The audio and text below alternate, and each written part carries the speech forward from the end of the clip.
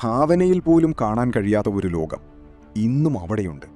നിങ്ങൾ ഇൻ്റർനെറ്റിലോ സ്മാർട്ട് ഫോണിലോ ഈ വീഡിയോ കാണുമ്പോൾ നമ്മളിൽ നിന്ന് വെറും കുറച്ച് കിലോമീറ്ററുകൾ മാത്രം അകലെ ഒരു കൂട്ടം മനുഷ്യരുണ്ട്. അവർക്ക് തീ എന്താണെന്നറിയില്ല, വസ്ത്രം എന്താണെന്നറിയില്ല, കൃഷി എന്താണെന്നറിയില്ല.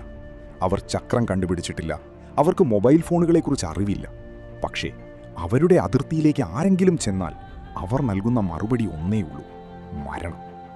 ലോകം മുഴുവൻ സാങ്കേതികവിദ്യയാൽ ബന്ധിക്കപ്പെട്ട ഈ 2026-ലും ഒരു സാറ്റലൈറ്റിനും അപ്പുറം ആ മരക്കൂട്ടങ്ങൾക്കിടയിൽ എന്താണ് സംഭവിക്കുന്നതെന്ന് ആർക്കും അറിയില്ല.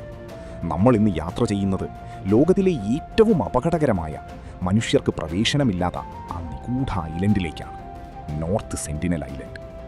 എന്തിനാണ് ഈ ദ്വീപ് ഇന്നും ഒരു നിഗൂഢതയായി തുടരുന്നത്? എന്താണ് അവിടെ ഒളിച്ചിരിക്കുന്നത്? ആ രഹസ്യങ്ങളിലേക്ക് നമുക്ക് ഇറങ്ങിച്ചെല്ലാം.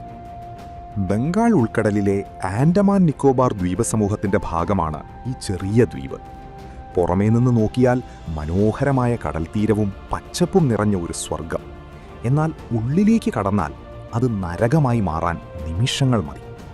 ഏകദേശം 60,000 വർഷങ്ങളായി ബാഹ്യലോകവുമായി യാതൊരു ബന്ധവുമില്ലാതെ കഴിയുന്ന സെന്റിനലീസ് ഗോത്രവർഗക്കാരുടെ നാട്. ആധുനിക മനുഷ്യൻ്റെ ഒരു കണ്ടുപിടുത്തവും അവിടെ എത്തിയിട്ടില്ല. അവർക്ക് ലോഹങ്ങൾ വേർതിരിച്ചെടുക്കാൻ അറിയില്ല. അവരുടെ കൈവശമുള്ള ലോഹായുധങ്ങൾ പോലും കടൽ തീരത്ത് അടിഞ്ഞുകൂടുന്ന കപ്പൽ അവശിഷ്ടങ്ങളിൽ നിന്ന് അവർ ശേഖരിക്കുന്നതാണ്. എന്നിട്ടും അവർ ഇന്നും അതിജീവിക്കുന്നു. സുനാമിയും പ്രകൃതിക്ഷോഭങ്ങളും വന്നിട്ടും ആധുനിക മനുഷ്യനേക്കാൾ വേഗത്തിൽ അവർ അത് അതിജീവിച്ചു എന്നത് ലോകത്തെ അത്ഭുതപ്പെടുത്തിയ കാര്യമാണ്. എന്തുകൊണ്ടാണ് അവർ നമ്മളെ ഇത്രയധികം വെറുക്കുന്നത്? ഇതിന് ചരിത്രപരമായൊരു കാരണമുണ്ട്. 1880-കളിൽ ബ്രിട്ടീഷ് ഓഫീസറായ മൗറിസ് വിഡൽ പോർട്ട്മാൻ ഈ ദ്വീപിൽ നടത്തിയ ക്രൂരമായ പരീക്ഷണം അവരിൽ ബാഹ്യലോകത്തോടുള്ള ഭയവും വെറുപ്പും വളർത്തി. അദ്ദേഹം കുറച്ച് ഗോത്രവർഗക്കാരെ തട്ടിക്കൊണ്ടുപോയി പഠനവിധേയമാക്കി.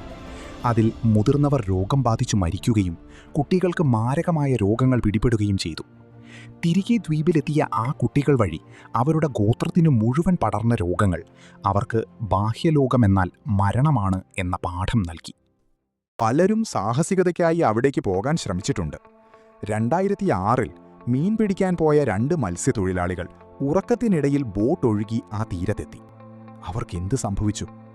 ആധുനിക ലോകത്തിന് അവരെ രക്ഷിക്കാൻ കഴിഞ്ഞില്ല. രക്ഷാപ്രവർത്തനത്തിനെത്തിയ ഹെലികോപ്റ്ററിന് നേരെ പോലും അമ്പുകൾ പെയ്തപ്പോൾ അവരുടെ മൃതദേഹം പോലും തിരികെ എടുക്കാൻ കഴിയാതെ ലോകം പിൻവാങ്ങി. ഏറ്റവും ഒടുവിൽ 2018-ൽ അമേരിക്കൻ മിഷനറിയായ ജോൺ അലൻ ചൗ അവിടെ പോകാൻ ധൈര്യം കാണിച്ചു. ലോകം മുഴുവൻ ഞെട്ടലോടെയാണ് ആ വാർത്ത കേട്ടത്. അദ്ദേഹം അവിടെ പോയത് അവരെ ആധുനികമാക്കാനും തൻ്റെ വിശ്വാസങ്ങൾ പങ്കുവയ്ക്കാനുമായിരുന്നു. പണം നൽകി മത്സ്യത്തൊഴിലാളികളെ സ്വാധീനിച്ച് നിയമം ലംഘിച്ചാണ് അദ്ദേഹം അവിടെ എത്തിയത്. പക്ഷേ മറുപടി അമ്പുകളായിരുന്നു. ഈ സംഭവം ലോകത്തിന് നൽകുന്ന വലിയൊരു പാഠമുണ്ട്: അധിനിവേശം എല്ലായ്പ്പോഴും വിജയകരമാകില്ല. എന്തുകൊണ്ട് ഇന്ത്യ ഗവൺമെൻറ് അവിടേക്ക് ആരെയും വിടുന്നില്ല? ഇതിന് പിന്നിൽ വലിയൊരു ശാസ്ത്രീയ സത്യമുണ്ട്. നമ്മൾ കരുതുന്നത് പോലെ അവർ അക്രമകാരികളായതുകൊണ്ടല്ല നമ്മൾ അവിടെ പോകാത്തത്. മറിച്ച് നമ്മുടെ സാന്നിധ്യം അവർക്ക് മരണമാണ് നൽകുന്നത്. നമ്മുടെ ഉള്ളിലെ ഒരു ചെറിയ ജലദോഷം പോലും, അല്ലെങ്കിൽ ഒരു വൈറസ് പോലും അവരെ മൊത്തമായി ഇല്ലാതാക്കാൻ ശേഷിയുള്ളതാണ്.